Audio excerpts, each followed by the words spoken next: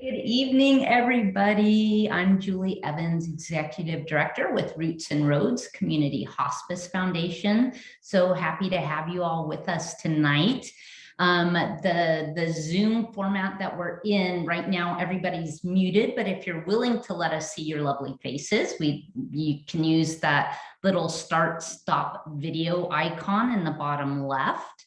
At the end, everybody will be able to unmute themselves to ask questions. So we'll change that permission when it's question and answer time. In the meantime, if you do have a comment or a question, you can put it in the chat, which is that middle at the bottom, that little like thought bubble thing. You can click on that.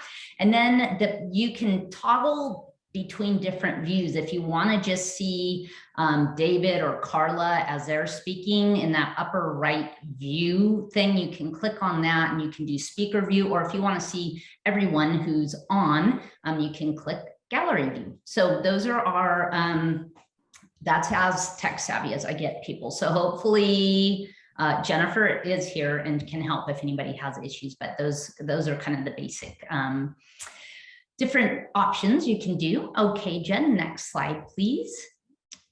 And so I think most of you have been here before, but maybe for those of you who might be new, Roots and Roads, our vision is to transform the end of life into the final act of living well. And we really focus on 3 ways of doing that. One is through financial assistance to hospice patients and their families for items or services that aren't covered by health insurance.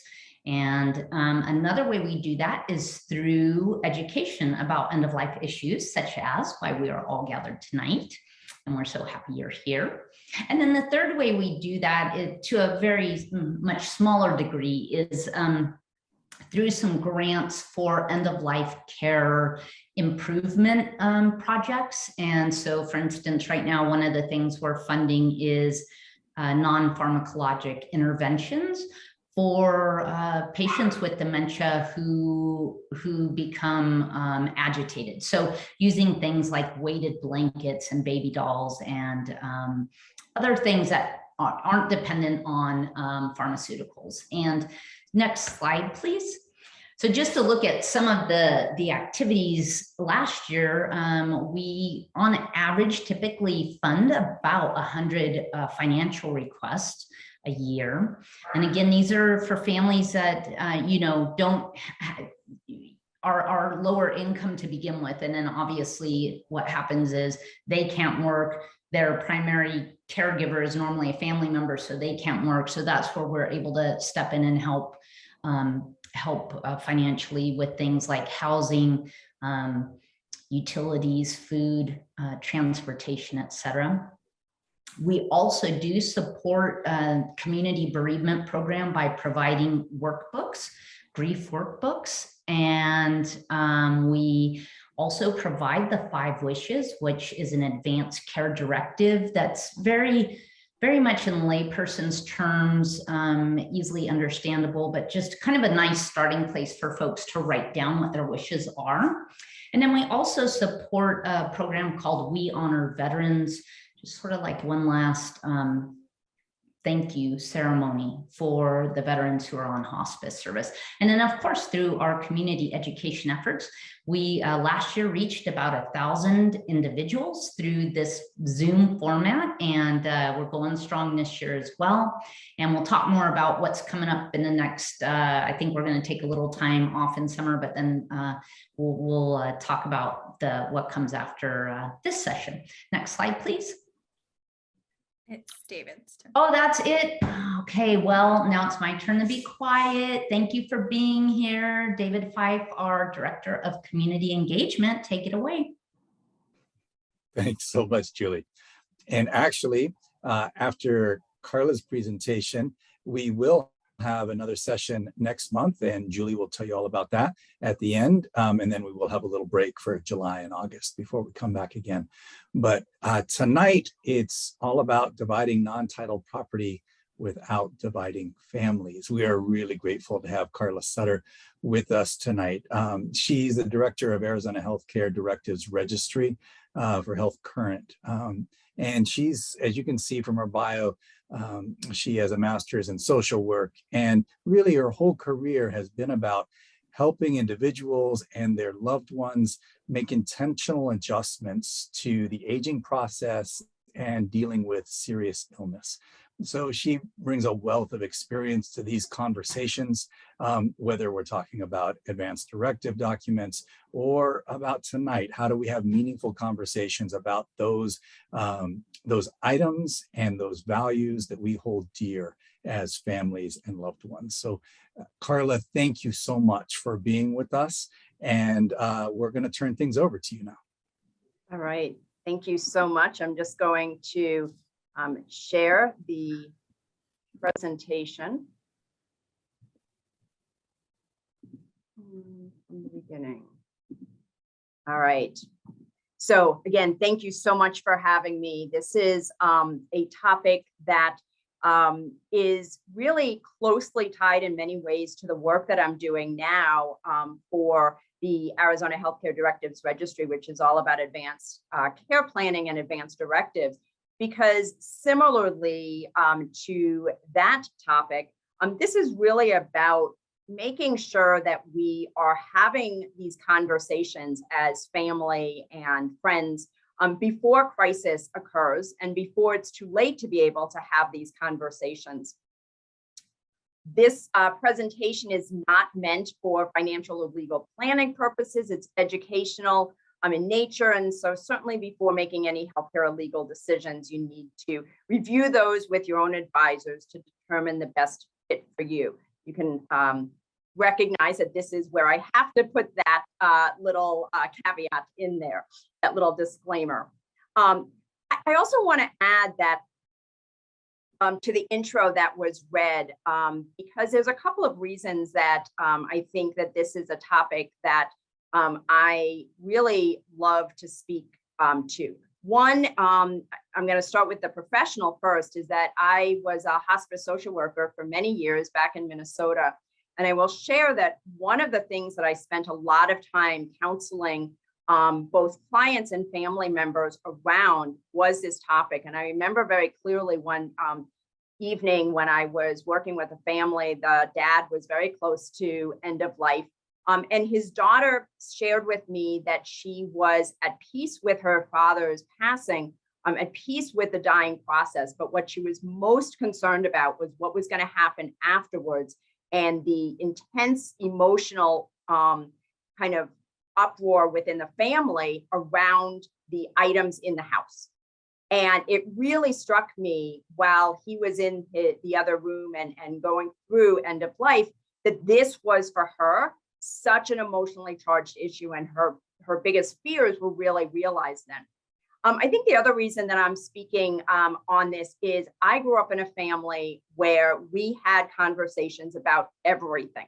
And I will share that my mom has shared with me now. She's not always sure that was the best approach, because it ensured that my sister and I were going to then have conversations back with my mom and dad. But I grew up remembering conversations around who was going to get different items. And my sister and I, this was something we talked about very openly throughout our lives, because my mom never wanted this to be an issue. But at the same time, I also remember as a young girl, a experience sitting in my grandmother's living room with a group of Hummel items in front of us. And I was one of 7 grandchildren. I was the youngest. But I also had one of the closest relationships to my grandmother. My sister and I spent really the most time with her. And I remember we got to choose one of these, and it started with the oldest grandchild down to, of course, me. And I remember sitting there, and this is 50 years later, watching the one that I chose get chosen. And then I'd go, okay, well, I'll take this one in my head. And then one of my cousins would choose that one. And by the end, I had to, well, no, it's nice. I like this one. But it really touched me to this day. I still can't really look at that Hummel without experiencing what that was like of dividing these pieces that were such an important part of my grandmother's life, and then how I got kind of the leftover. So with that, I think is why I'm probably doing these kind of conversations tonight. I love this slide. I use this slide all the time. It is based off of Stephen Covey, and it's all about control. And I have used this in professional, but even more so, I think it really guides from a personal. And so there are things in our lives we can control, things we can influence, and things we can't control. And oftentimes our emotional upset comes from putting our time, energy, and money into the wrong bucket. And as human beings, it's usually into the control bucket because we do like to control our environments. And so I put this slide out when we having any conversations around family dynamics, which this is, because I think it's important to always keep this in the back of your mind. And also remember that when we don't have control over a situation, it is at that moment that we often become controlling. And that's where it turns negative, is when we add that ing to the control. Control is not a bad thing. Controlling often creates a lot of disrupt between family members. So to kind of keep this in the back of your mind. I think this is important. How is your family story going to be told? And so many of us know the story of King Solomon, who, really wanted to try to appease both sides and split things fairly. Or is it going to be the wild kind of kingdom in terms of how your family operates? Now, some of this is going to come from how in the past your family operates. We all have a style within our family of origins. And so that has to be part of it. It doesn't mean we can't change that along the way. But I think this is really important to kind of think about, and what you want, and truly what most people want in the end. But this is often, as we come down to it, how we begin to feel. I also want to make sure that as I'm going through these, if you do have questions, know that we will be opening up the lines at the end for questions. But if you want to kind of remember your question and put it down in the chat, we will be able to read those as well at the end. So first, to think about what attracted you to this presentation today. Why, for many of you, are you taking an hour and a half out of your busy day at the end of the day to have and watch this video? And so maybe think about, is it that because you wanted to start the process with your own family and wanted some direction? Did you want to understand what scenarios are the most contentious? Think about ways to make this easier for your family. Do you want to really learn how to better communicate with family members about this topic? Or is this really about figuring out a plan? And so I hope by the end of the session, no matter what brought you to today, that one of these or all of these are answered for you. So what is the definition of non-title property? So typically, any type of property that can be moved, touched, or felt that does not have a formal title attached to it that shows ownership and the transfer rights is considered non-titled property. So oftentimes, again, this is not the house because a house has a title, and there is typically a way that is going to pass from the owner to those next in line. So when we think about this, we're really thinking about the jewelry, the art, the plants in the home, the dishes, the furniture. All of those are what we consider non-titled property. So to begin, it's really thinking about, how do you start the conversation about property? Again, in my family, this was just a topic we always talked about. I remember a few years ago, I had brought my stepson to Arizona, he was looking at some schools. And so we did a trip here. It was before that I was living here, but my parents were living here, my mom and dad. And so we were at my parents' house, and Sam was probably 17 because he was going to be going to college. And at some point during the time that I was at my house with my mom and dad, something came up about a vase. My mom asked, is this one that you're wanting to have kind of your name on it? And I said, no, I really like this one. She's like, I think your sister likes this too. I said, yeah, but Steph really likes that antique couch. So maybe if we ask her if I can get this vase and she can get the couch, that would work.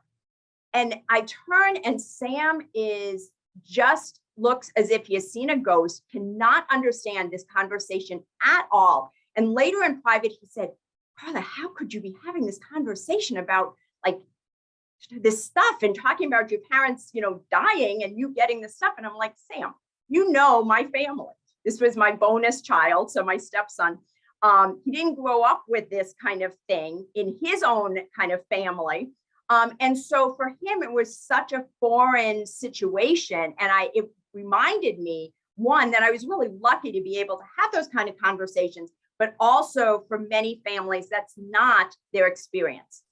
So when you think about starting the conversation in a family that talks about those things all the time, it's very easy. But in ones that don't, is know the issue that you want to address and stay on topic. It is very easy to start going into all the things you don't like about a sibling, or the unfair nature, or she was always the favorite, or any of those things. So really, it's almost like you're going to write an agenda for the conversation. What are you talking about? Is there a specific property that you're talking about? Specific items? Is it just an overview? And what prompted the interest? Make sure as a family, if you're going to start this conversation and it feels like it's coming out of left field, that people, one, if there is an illness that has prompted this, that have that conversation first. If there's not an illness that has prompted that, make sure people understand that I'm not bringing this up because I am ill. This is just something I want to proactively begin to talk about. And recognize that moment, that conversation doesn't have to end with a decision. It just has to be given a beginning, and then talk about what next steps need to happen. And think about for yourself, what outcome in the end are you looking for? Is it that you want to have decisions in writing? Is this to get that individual or yourself to maybe meet with an attorney and have an addendum added into a will or estate? Is it to have ongoing family meetings? Or is it just kind of, again, to begin this conversation? And often one way to do that is to be able to say, I just watched a video presentation on this. It really got me thinking about this. Sometimes taking it out of the personal, share a quote unquote story about a friend or a coworker. Doesn't have to be the true story, but taking it out of the personal. A colleague at work just had this great conversation with her family, and this is what they talked about. Is that something you would ever be interested in? I think it would be a great one for us to have. So those are some of the things that you can think about as you're looking at starting these conversations. Some other conversations, kind of ABCs. Again, take it out of the personal. Use a story as an icebreaker. Use I statements. I know that we talk about this all the time, and as therapists, we talk about this all the time, but it is really important. It's hard sometimes to do, especially when things may begin to kind of raise in emotionality. Be prepared to respond to questions.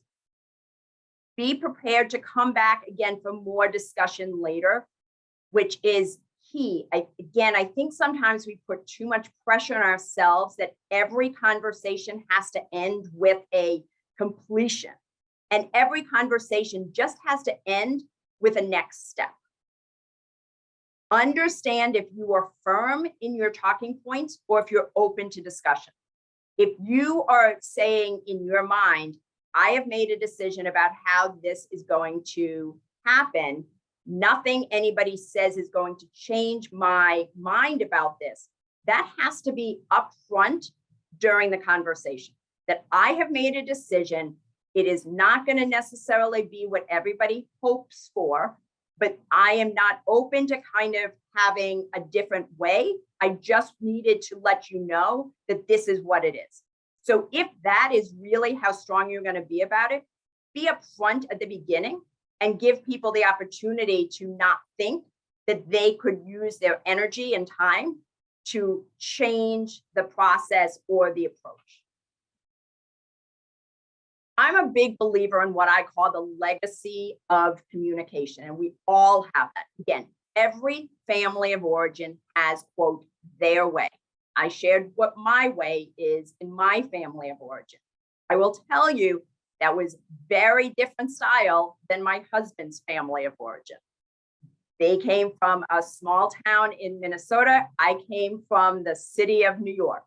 And so they didn't talk about difficult topics. They like to kind of keep, my husband always says that he's about as controversial as Melba toast. And in my family, again, we have big discussions. We have loud discussions. That's a little scary for him when he first joined the family. I will also let you know that both my parents and my husband know when I'm doing a presentation that they are open and fair game and that they're going to be talked about. In fact, my parents once sat in on one of these conversations and enjoyed hearing these stories from my perspective. Again, there is a difference between family origin and the family you may now be living with. And this can lead to some frustration and conflict. You know, if over time, Scott began to have much more open conversation. And so when he would go back with his family, and when we had to deal with some of these issues with his family, we kind of stuck out in terms of how we would approach things and really had to remember that that's just not their way. So again, have you been left in the dark over the years when it comes to the idea and discussion around dividing assets, or has it been an open discussion?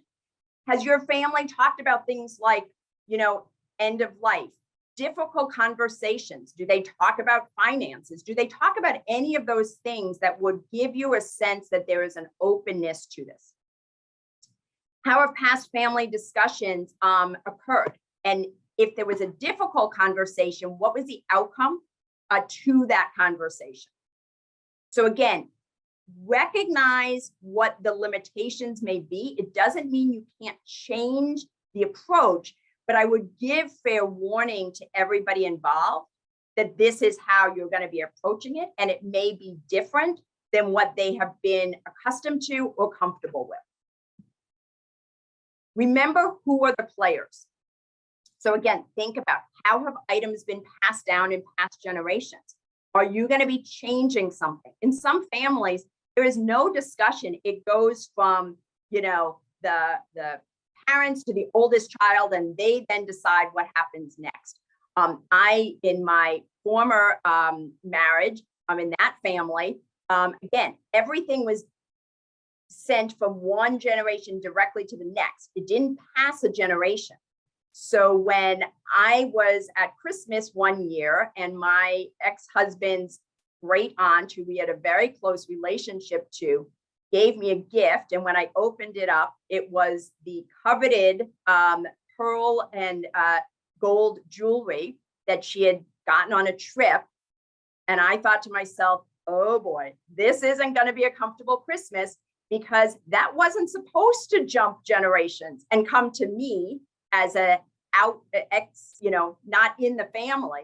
It was supposed to go to the other cousin, the aunt. And so that was outside of what the norm was. There was no kind of pre-discussion about this. And so you can imagine it created a bit of a upset in the family because she didn't do it the way that it was supposed to be done. Again, remember, family structures have become more complex and can create drama. I remember a family that I worked with in hospice, and there was some discussion about the stepsister and brother, the step siblings. And the way that it was discussed with me made it appear that this was a new marriage for this older couple. I came to find out that this was not a new marriage. This couple had been together for 35 years. These were step siblings who had been together for 35 years. But when crisis occurred, now it went back to, no, that's them. This is us. This is mom's stuff. This isn't their stuff, even though they had been part of the family together for a very long time. Think about who is at the conversation, because sometimes it is best not to include in-laws in it. It's just include the siblings. Their spouses, their girlfriend, boyfriend, etc., may not be best to be sitting around the table. And so think about how all of that works. Again, how do step families, spouses, younger generations, and really close friends enter into the conversation?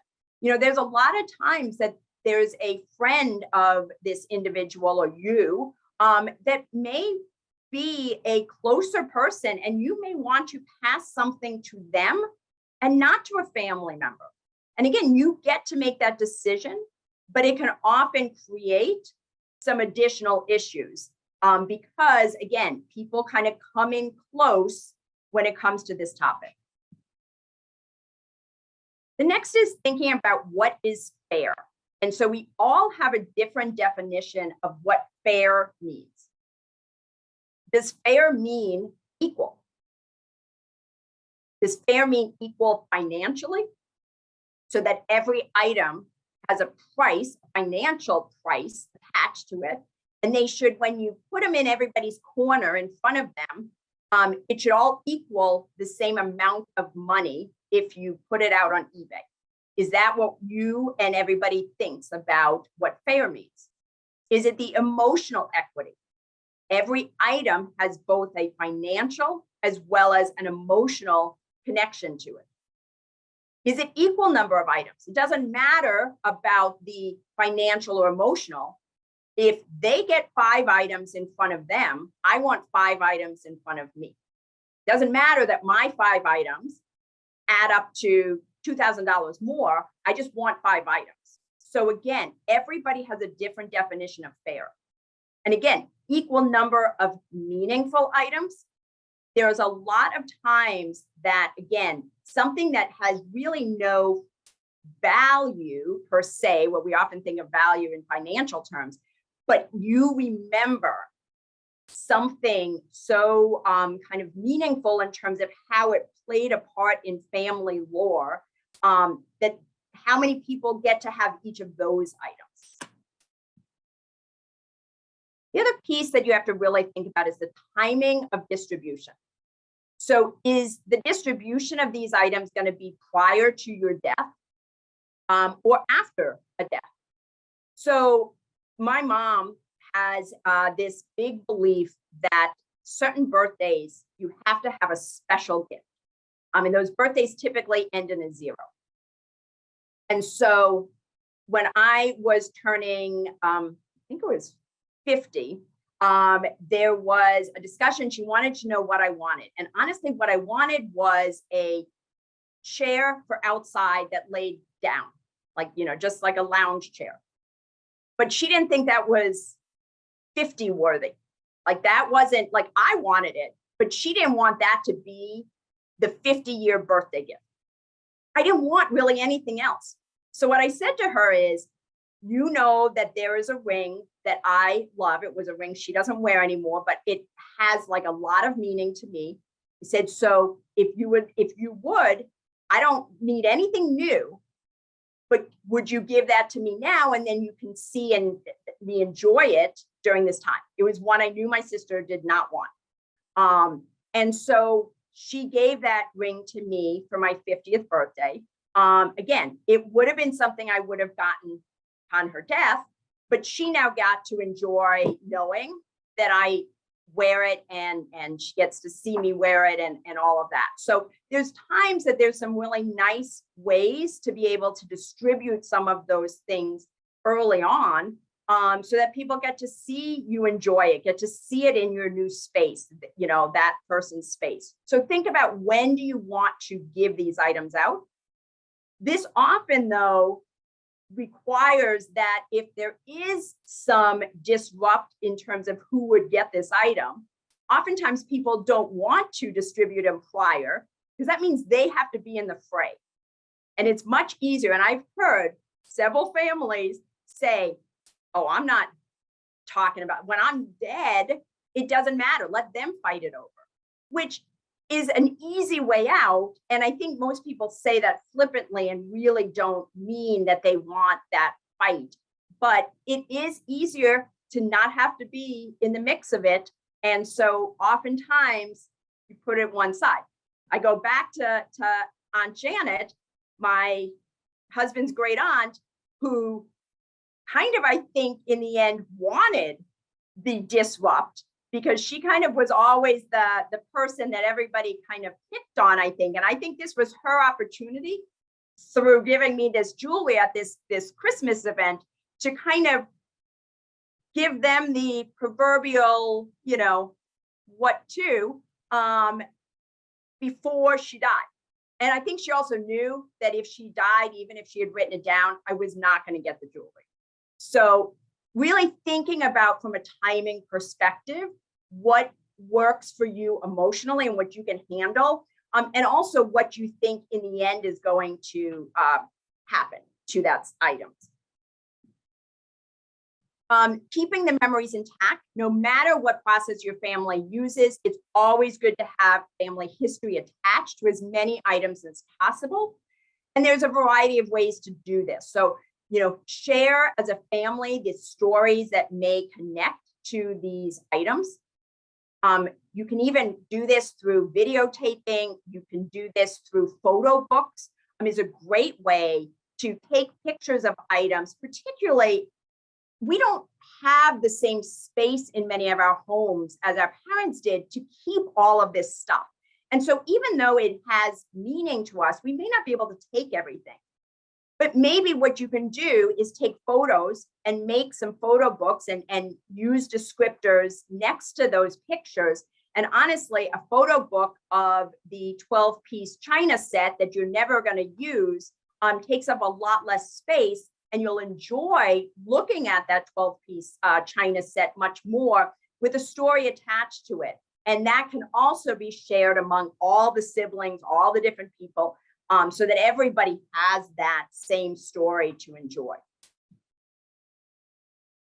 Creative coping with technology is what I call it. Again, there are things that everybody wants, but you can't divide. Several years, one of my clients that I remember, and it really came to with this, is I had a gentleman in hospice. He was a known artist. He had his work in galleries. It was a step family situation. It was a very emotionally charged family dynamic in general, let alone with the dividing of property. They all wanted the pictures. So he had the originals of all of many of his works. And so what we worked out together as a family is that every one of these pictures was going to be copied through a very high resolution, high tech copying. They would be framed, and the money to do that process was going to come from the estate, but they were going to do this prior to their dad's death so that he could sign all of these copies. Then they were going to have, everyone was going to choose a number, and one by one would choose, this is the original I want. And then it would go to the next person to choose their original, but they all got copies as well that were signed of each one of the pictures they did not get as an original. And so it, you know, not everybody was thrilled with the outcome, but it was the best outcome to have. There may be a piece of jewelry that everybody loves, and instead of that one piece of jewelry, you know, you take that gold, you melt it down, and everybody gets to make something with it. So there's a piece of that jewelry, and you can't divide it. And again, the photo book. So there's a lot of different ways that through technology, through some creative thinking, you can divide some of these pieces that may be the most difficult ones in the batch. Distribution methods. So there's a lot of different ways you can choose to distribute these. One is legal documents. So you can add some addendums into a will. It does need to then go, talk with your attorney about how that can work. You can donate things. That's one way of getting rid of it and not having to think about who's going to get it, and donate items. You can have an estate sale, and then split the money. Is easier to split money and often way less emotionally charged than items. You can give gifts. So the example that I shared with my mom giving me that gift of the ring early on. You can label things. So there's families that if you went to their house and turned over any item in that house, it was going to have a sticker on it and somebody's name on it. Problem with labels is labels fall off either by themselves or sometimes with a little help from a sibling who really didn't want you to get that. And so a label gets exchanged in some way. Verbal promises, again, not a great way because it's verbal. You're the only one who heard it. Did it really happen? Disappearing acts. Again, the whole reason that you want to have these conversations is so that things don't disappear and now no one knows where they are, even though you do believe that Bobby has it in his house. He just hides it in the closet every time the family comes over, but he really did take that item. Family distribution games. So very similar to, Christmas White Elephant, you could literally do that same kind of game where you roll dice, you have items, people can take them away from each other, all of that. Again, I only recommend that on items that may not have as much emotional charge to them. And if as a family, you really do have fairly good relationships and some humor in that family. Silent auctions. So this is something that I think is probably one of the best ways. I think one of the issues that happens when we talk about items is a eBay auction kind of mentality. If you've gone to an auction or you go and bid on something on eBay and it starts going up in price, it kind of gets you going and you can just feel it's like a visceral physical reaction when somebody bids ahead of you and then you want to bid more. And you often overbid for what the item is worth. And it really isn't that you love that item. It's just somebody else is going to get it. It must be worth something. I need it. And so what happens, I think, often when we are just kind of going through items and everybody's saying, I want this, I want that. What happens is, wait, if my sister wants that lamp, what's that lamp worth?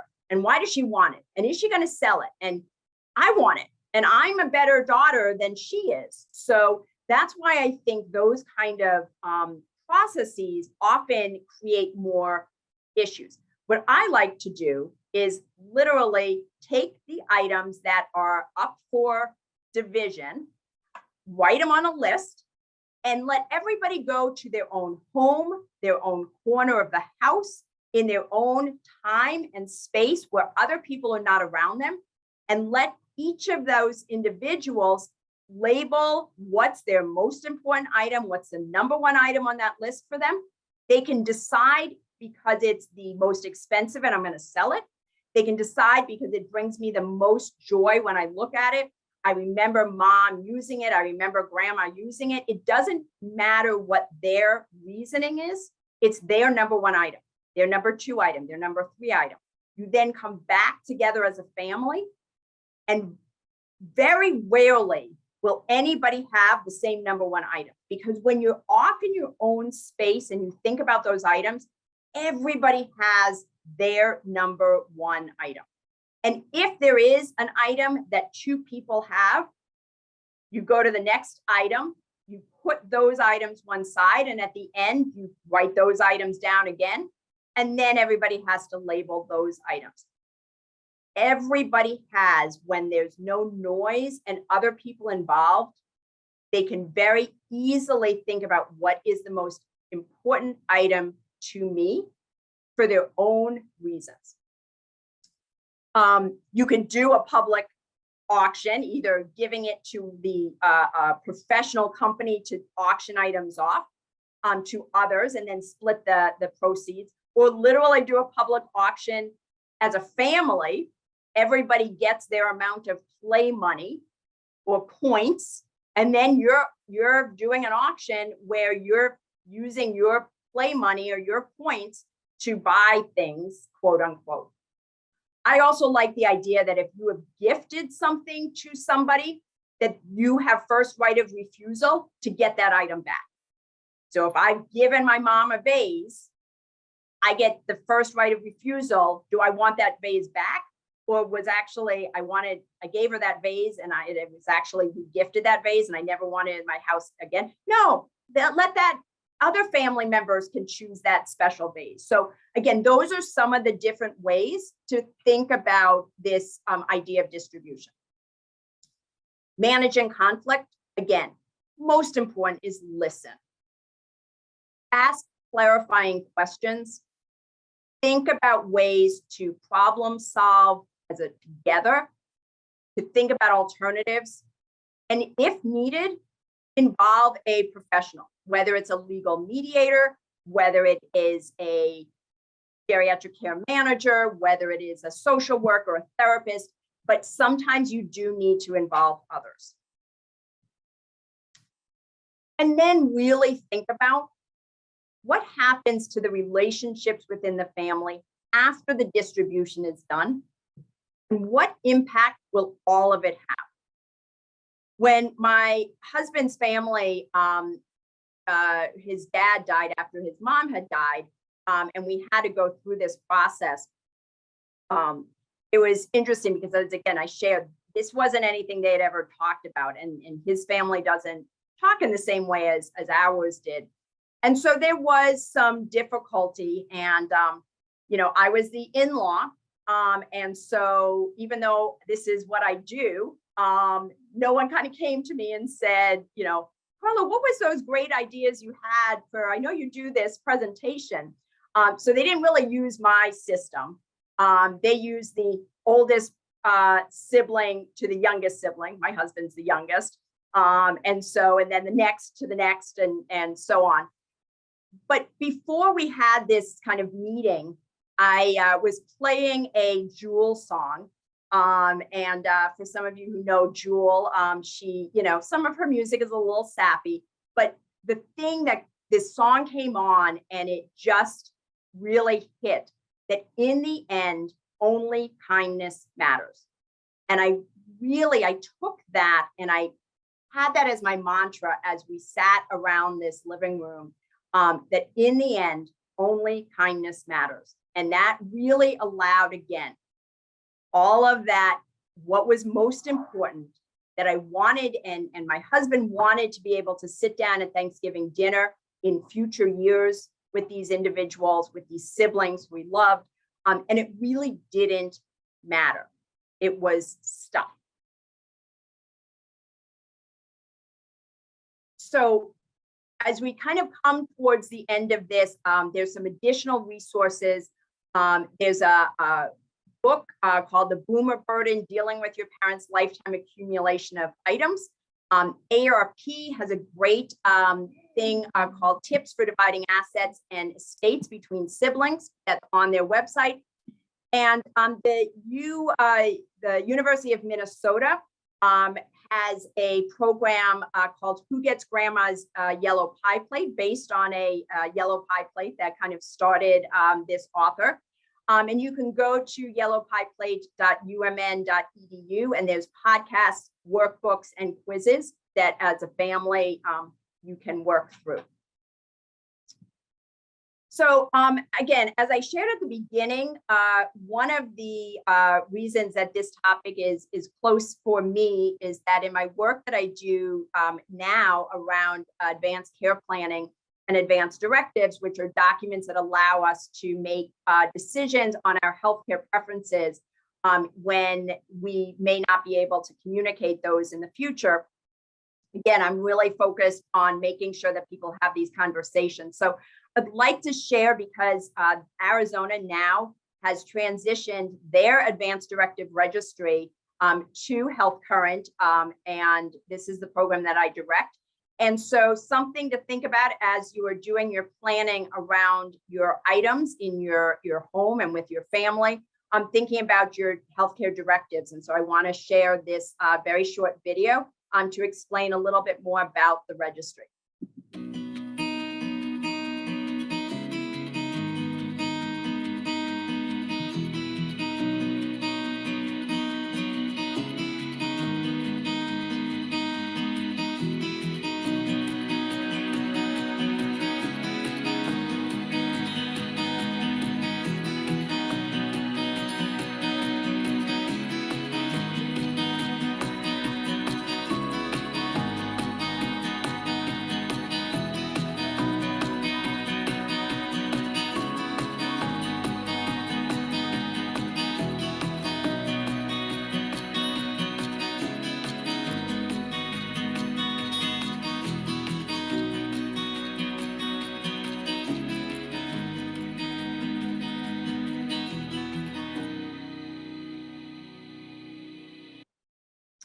So if you do want more information about advanced care planning, advanced directives, or the registry, you can visit AzHDR.org. There's a lot of information, materials, resources from around the state to be able to review as well.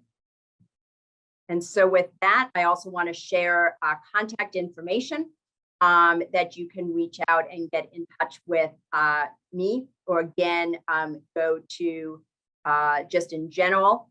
So please feel free to reach out with any additional questions, or if you have other programs or organizations that would like more information, please let me know. And with that, I'm going to stop sharing and open it up to questions. Thanks so much, Carla. And I wanted to let everybody know or remind folks that this is being recorded, and in a week or so, it will be up on our website to refer back to, and then also have Carla's contact information in case people didn't write it down fast enough. They'll be able to refer back to that. So now I believe that Jennifer's given everybody permission. Yes, she says a thumbs up. If you have a question, you're welcome just to unmute yourself and ask directly. If you don't feel comfortable doing that, it's fine to put it in the chat and we can ask that. And maybe we'll start because our shy Julie Evans put something in the chat, and maybe she can just unmute herself and ask directly. My new puppy was barking furiously. So yeah, Carla, thank you so much. Super, I loved just the practical tips. And my question was about, I feel like I'm meeting more, as I make new friends or colleagues, hearing more stories about families that are really torn apart through this process, whether it's, a sibling stole something, and that they're no longer talking, they're no longer having those Thanksgivings together. Do you have a sense, statistic wise, like what percentage of families who go through this process don't resolve things in a kind manner? Yeah, it's a great question, Julie. I don't have those statistics, but I think that we, again, I believe, and more recently, where life has become more difficult to control, lots of things have happened around us, particularly over the last few years, we then become controlling. So I think that if you look at kind of where we're at, kind of from a societal perspective, it also creates this sense of needing to try to control something, and in some of these family goods and items. So I think that there could definitely be an increase based off of that kind of idea. I think it would be a fabulous research project, because I do think, when you think about the legacy and the unfortunate nature, and particularly because how long we are going, our life expectancies are, that's a long time that we could be living with a disrupt in family relationships over oftentimes something that ends up in a box. My mom recently moved, and so she moved from her, very large home to a apartment, and there was a lot of items she needed to downsize. And one of the things that I really was conscious of is I live in not a tiny home, but a tiny home by most people's standards. And I also am a big believer that if it is not valuable enough to be out or be used, there is no value in it being in a box. So I am not honoring an item if I have to box it up and store it. And so I was very conscious, as much as there were items I loved and wanted, I had to kind of weigh, is it going to be in a box or am I going to use it? And so it was interesting because my sister recently said to me, I should have probably let this go in the garage, in the estate sale, because she couldn't do that. And now she has all this stuff that she's boxed up. And that's not valuing those items. So I think there's a lot of different reasons. And again, I think that we have to really think about, what's our reasoning for getting so upset? Is it really about the item, or is there something that's unresolved in the relationship? And that's often where it's coming from.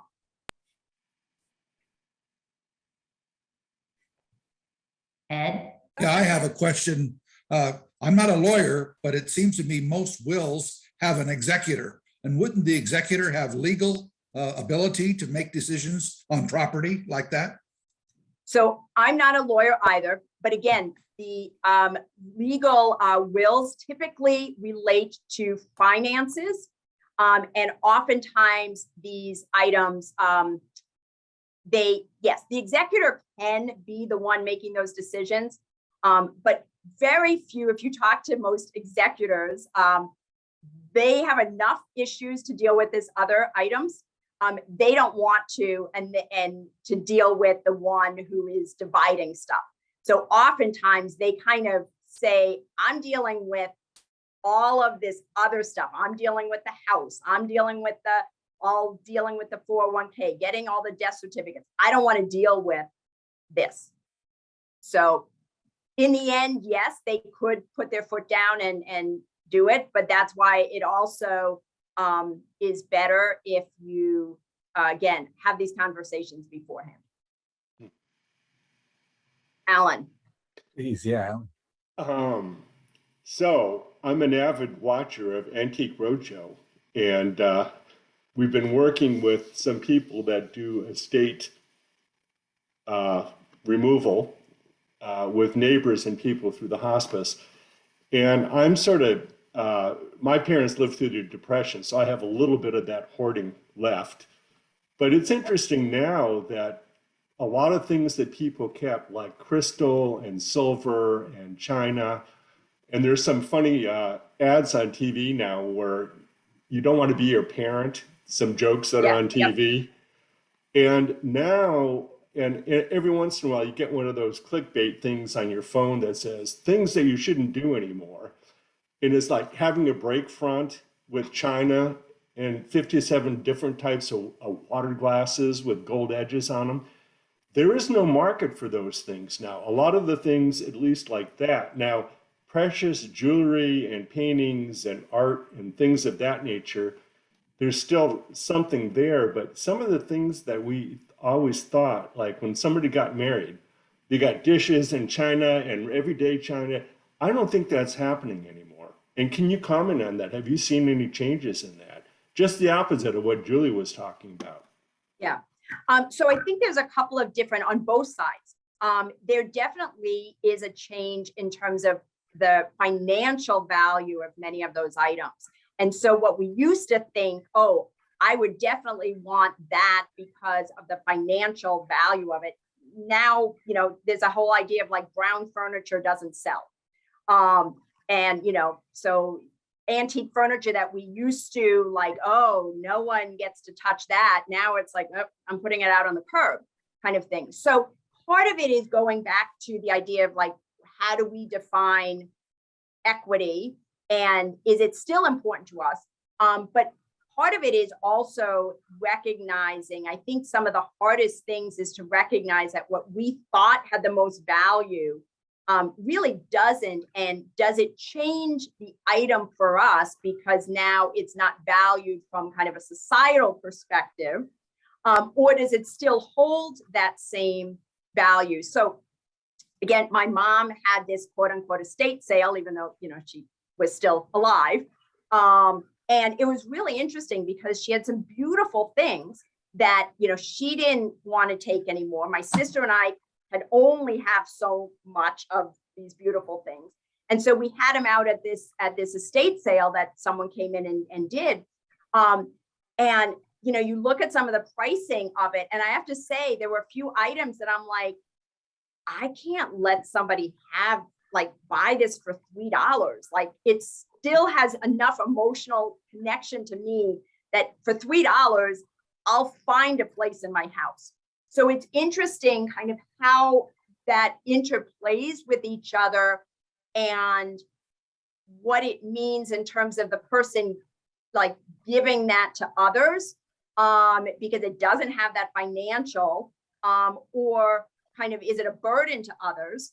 And so there's a lot of changes. And I think it also is, again, we are not collecting things, or the younger generations are not collecting things in the same way. So my daughter, who's 28, is the only grandchild.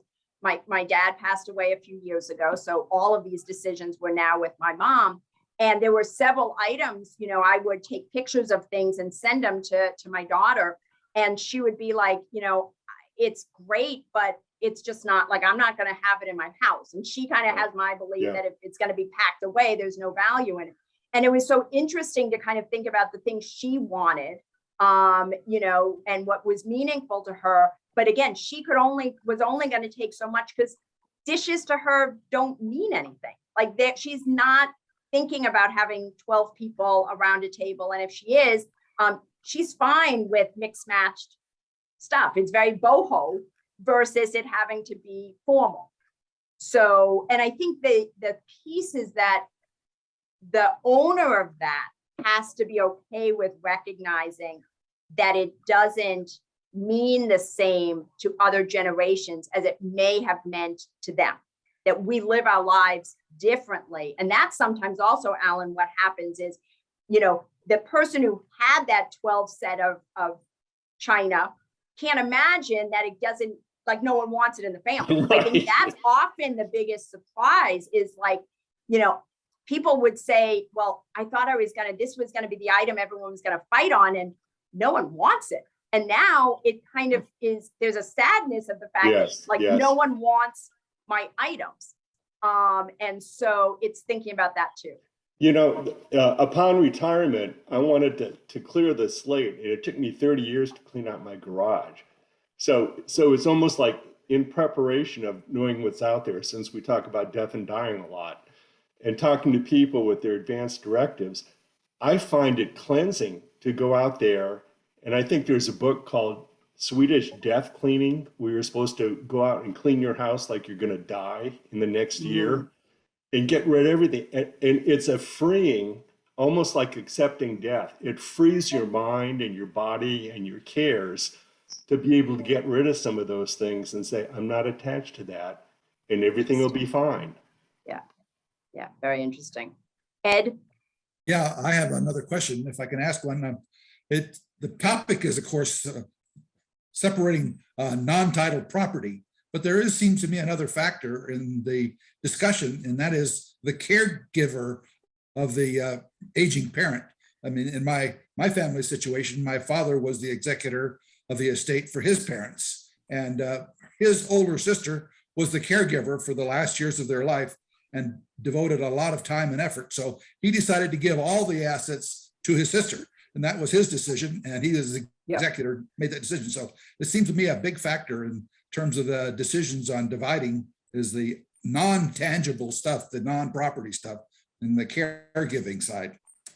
Yeah, absolutely. I love that, Ed, that, again, what is valuable to a family? How do we kind of honor the different work that people do, the different relationships that people have, and think about, how do we quote unquote repay that back?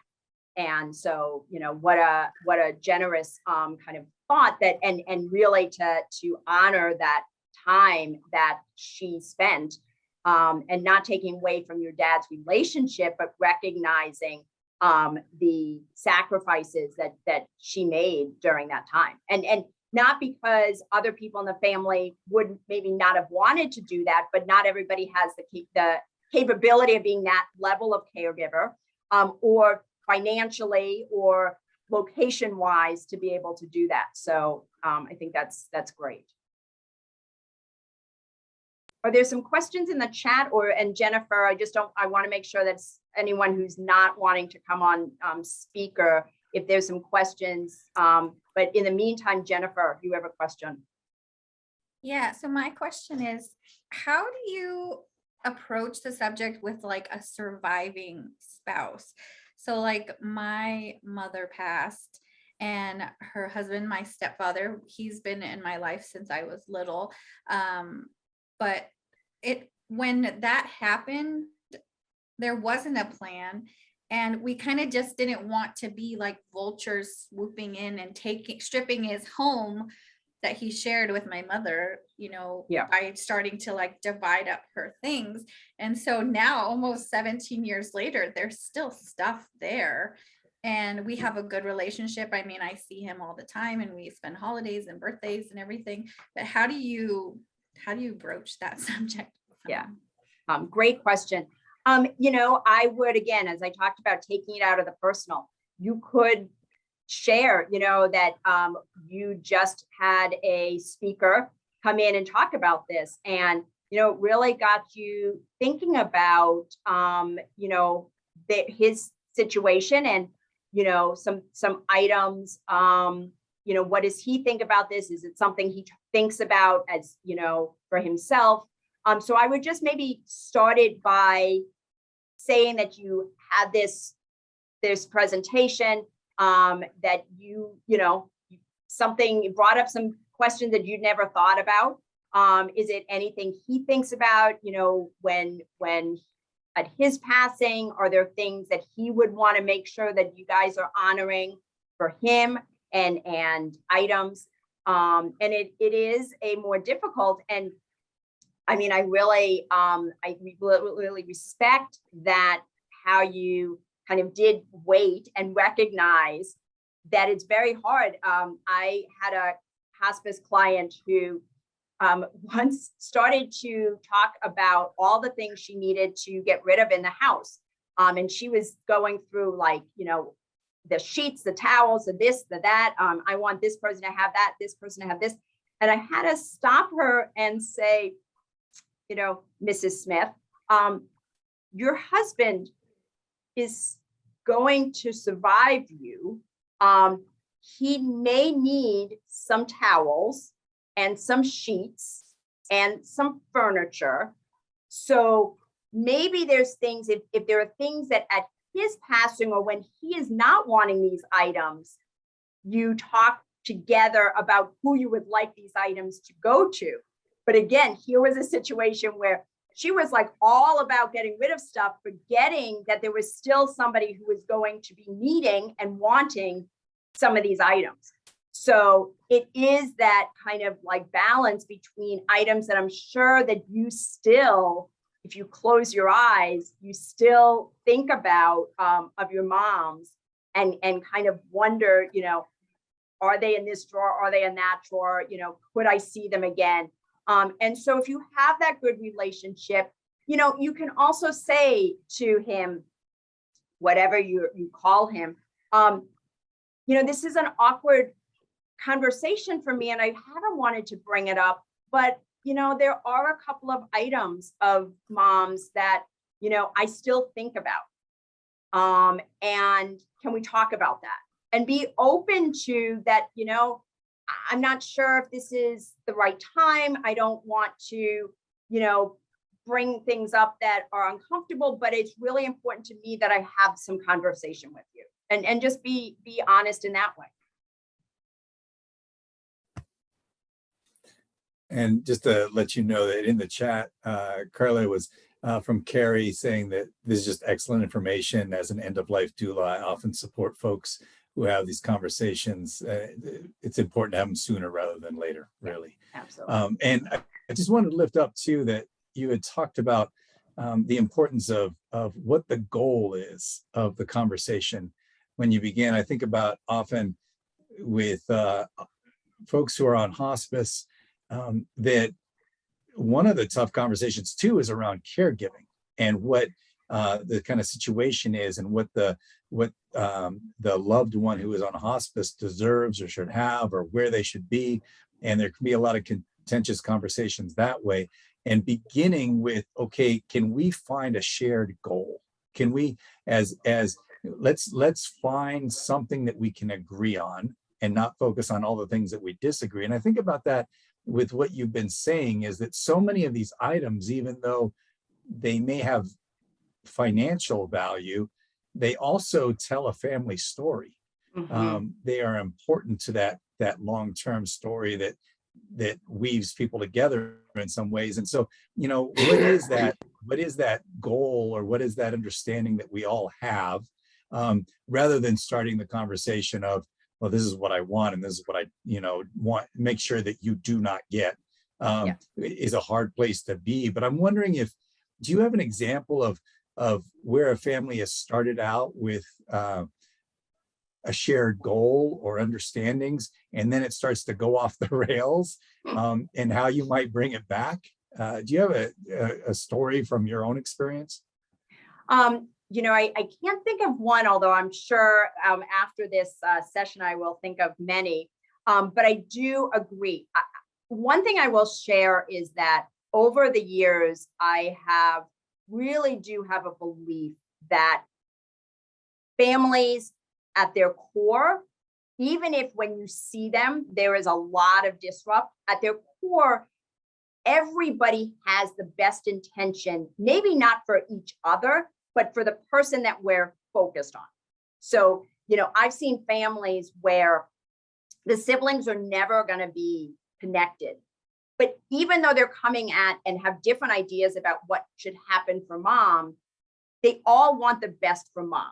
They just are trying to get to that through different means. And so I think if you can bring it back, as you talked about this goal, and if somebody can kind of keep bringing it back to that, that's the most important thing. And sometimes what I found is, again, I used to do this. I was a geriatric care manager for many years. So I would go into families and have to kind of talk about different care options for mom. And half the family would want mom to go into a facility. The other half wanted to care for mom at home. And so there'd be this, and again, sometimes it was because of finances. Sometimes it was because they couldn't be the ones caring for. And I used to say to families, this opportunity, we're going to talk about all the options and the pros and the cons. And the reality is, at the end, I don't have to sit down with you guys for Thanksgiving dinner. You're not going to invite me to Thanksgiving dinner. So I am going to be honest about what I'm hearing, what I'm seeing, and kind of challenge some of this. But you all do need to, at some point, sit down to Thanksgiving dinner. And so how can we do this where, again, there is some level that there could be some conversation together, some level of relationship left.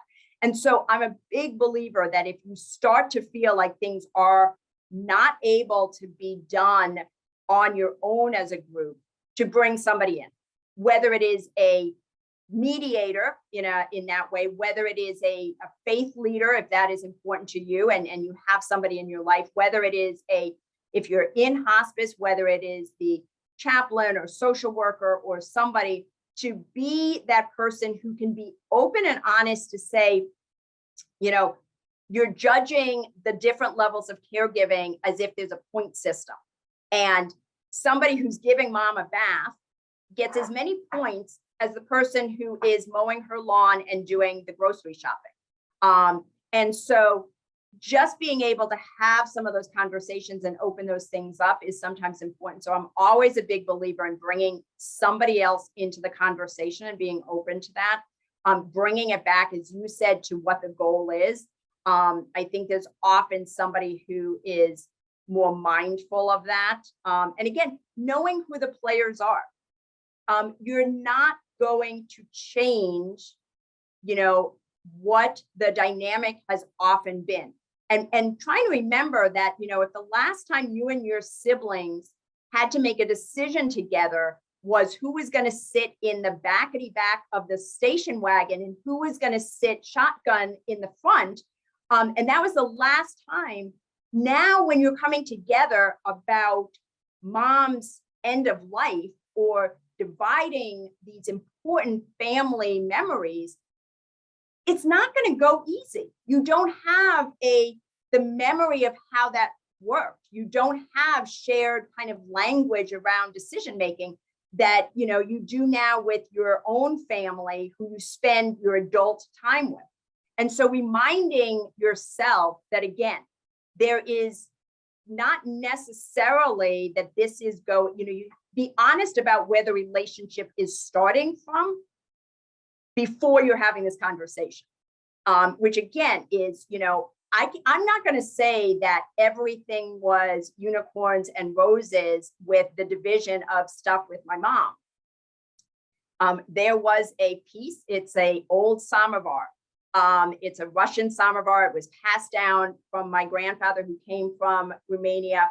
It has always been in a major area of display. I was named for my grandfather, and it is a very important piece for me. My sister is going to get that piece. She's the oldest, and it's something that was kind of a promise to give to the oldest in the family.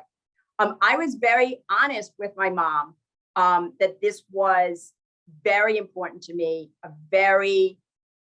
but in the end, I came back to her and said, it was unfair of me to share that with you. I needed to be honest because that's what we do. We have these conversations. I recognize why you made the decision, and I'm not going to talk about it again. I can't say that I walked away happy about it. Now, I will say that I walked into the garage and there was a beat up samovar in the garage that I had never seen before. And I asked my mom if I could have that one. And then it turned out it was another relative's samovar. And, you know, my mom then tried to say, you know, it has actually more history to it. And I don't care. I'm taking this one. I cleaned it up. It's in my house. And I love it. And you know what? In the end, I look at it and I do love it because of the history, and I'm okay not having it. So even in families where I don't want you all thinking and leaving this that like, oh, we don't have all these conversations, so it's going to turn out bad. Even in families that do have all these conversations, there still is struggles. We all are emotional. You know, it's an emotional time. It's the idea of thinking that, like, you know, one part of our life is not going to be there anymore. So I just, you know, there are going to be moments where even you can do the best and do everything right, and it still may not be the end result that you are hoping for in every aspect of it.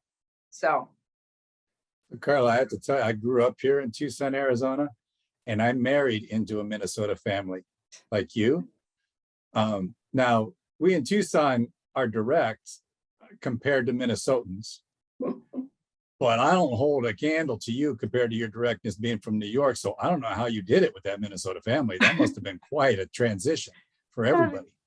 I will share that on a Thanksgiving dinner years ago. I said to my husband, this is the most boring Thanksgiving dinner I've ever had. No one is yelling at each other. There's no loud political conversations. There's nothing. And so I was like, I can't do it anymore. And so we sat down for dinner, and I threw, like, literally, not figuratively, I threw some conversation that I knew was going to just kind of explode in. And I was like, so what do people think about? And like, here it was. And I needed it to be less Melba toast. So they weren't always sure what to do with me, but in the end, we figured it out, and they just knew that I was going to be the oddball. That's great. I think oftentimes we do wait until there is a health crisis to begin these conversations, which is difficult, because we used to say in hospice, whatever the dynamics are in the family, when you then deal with end of life on top of it, you get the concentrated version of all those dynamics that come out. And it's really difficult to do that, but it's important to, like you say, keep reminding folks that there are ramifications to this, and there's a future to the relationship, hopefully that's beyond these difficult conversations. And what do we want that to be? Just to keep giving those kind of perspectives to it, because it's so difficult, and it can feel like it's the end all right in that moment when it's not. Yeah, absolutely. Are there other folks who have questions or comments or stories or family advice they want to offer us?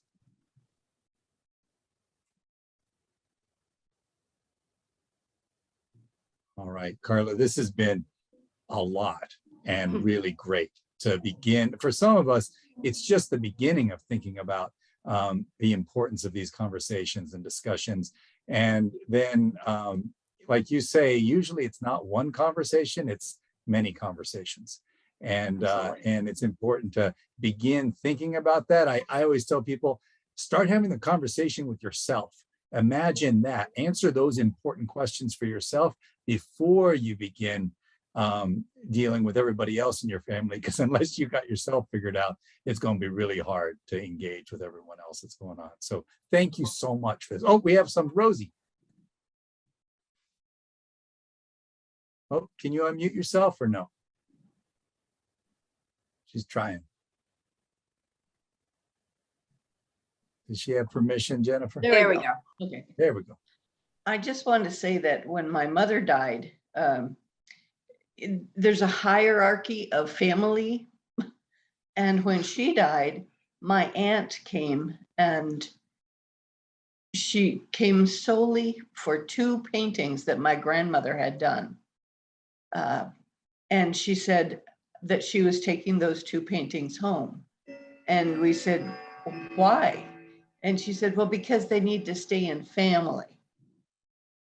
And she saw the Michigan, all of her folks as family. We had moved to Arizona, so obviously we weren't family anymore. But we did tell her that we are family. We're her family. Yeah. So just to know that there's hierarchies, and that plays a huge role in things as well. Absolutely. Thank you for sharing that. And again, this is an emotional piece, and that these stories stay with us, these experiences, again, my Hummel experience of 50 years ago, stay with you.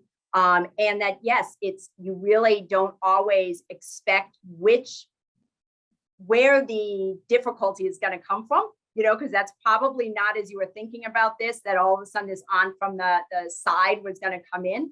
But recognize that, yeah, there's sometimes kind of a dynamic that you're not even aware of that then comes in, and you have to figure out, what do I do with this? Do we let this occur in this way, or do we have to set a boundary and step in and all of that? And so, yeah, I really appreciate that. I would love, just as we end and as people go out, to maybe put in the chat, is something that came up tonight or this presentation did it change anything that you're thinking about, or maybe approach something differently. So if you even just want to add in the chat as you're leaving, if it did, because I think that's helpful it's certainly helpful for me as I do this presentation down the line. But I'd be really curious if anything that we talked about kind of got you thinking differently than maybe when you first came in. So again, I so appreciate all of you for attending and for Roots and Roads to invite me to do this presentation. So thank you. That's great, Carla. And maybe as people put that into the chat, because that's a great idea, then Julie can share some more information. Sure, sure. Carla, thanks again. It's always wonderful you're a fantastic speaker, whether you're talking about the health directives or this issue of dividing property. Jen, do you have a slide? I do want to thank Robin McGeorge, who's a local financial advisor with Morgan Stanley. He underwrote this session. I'm sure financial advisors have to deal with this kind of stuff too. So wanted to give a shout out to Robin, and also to those of you who have donated in support of this educational series. Thank you so much. So our upcoming events this in June, and Martha's on here. I don't think we see her face, but I saw her name.